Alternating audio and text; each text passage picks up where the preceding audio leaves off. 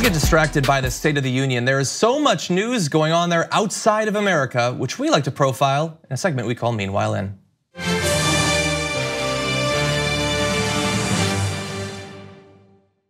Meanwhile, actually in America, but 500 years ago, American colonists initially were so evil they literally changed the climate. So European settlers killed 56 million indigenous people over about 100 years in South, Central, and North America, causing large swaths of farmland to be abandoned and reforested, according to researchers at University College London. The increase in trees and vegetation as a result of this genocide across an area the size of France resulted in a massive decrease in carbon dioxide in the atmosphere. Carbon levels changed enough to cool the earth by 1610. Wow.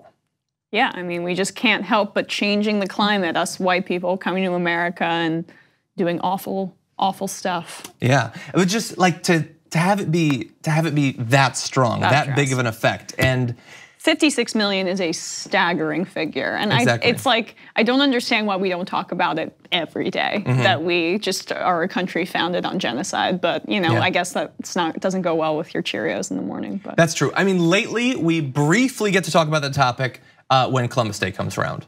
Yes. And a bunch of concerned people around the country are like, hey, by the way, he literally raped kids and murdered people and tortured them and chopped them to bits and enslaved an entire people. Yeah, but people want their day off. People want their day off. You can have your day off. I know.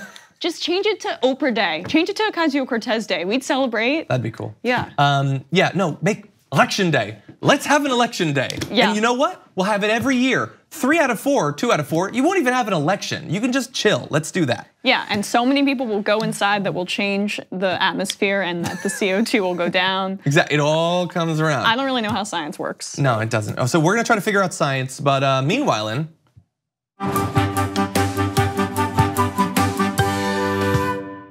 Meanwhile, in the world's oceans, we're gonna run out of clams. For the past million years, the world's oceans have existed in a slightly alkaline state with an average pH of 8.2. I don't know why I'm telling you that, I'm sure that you know.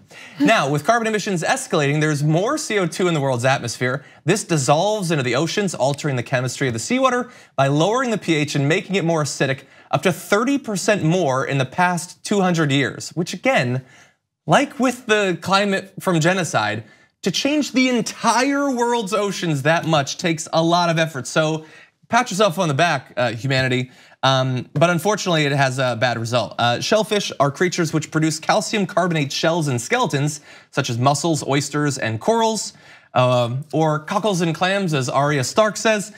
They create their protective shell structures through a process known as biomineralization, producing hard minerals such as calcium carbonate by filtering calcium and carbonate from the water.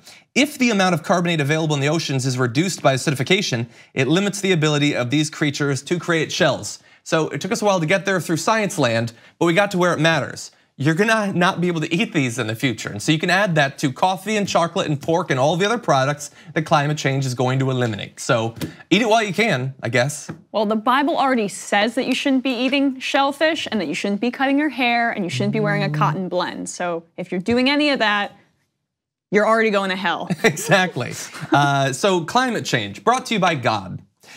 Meanwhile, in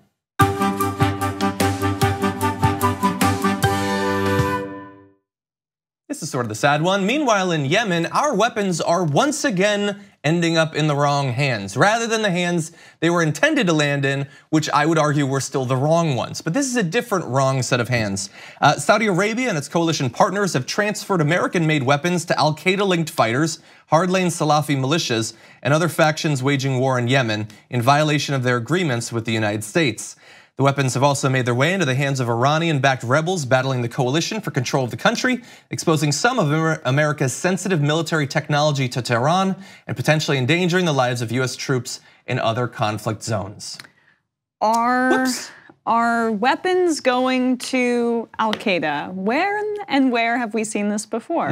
When has it ever gone wrong? No. I mean, it's Reagan now created this entire situation. That's where we are. It's insane that our weapons manufacturers have this much of a pull because it doesn't matter where these weapons go. They probably know it's going to go into the wrong hands, but it's all about making the sale. So yeah. Trump even himself said it. So.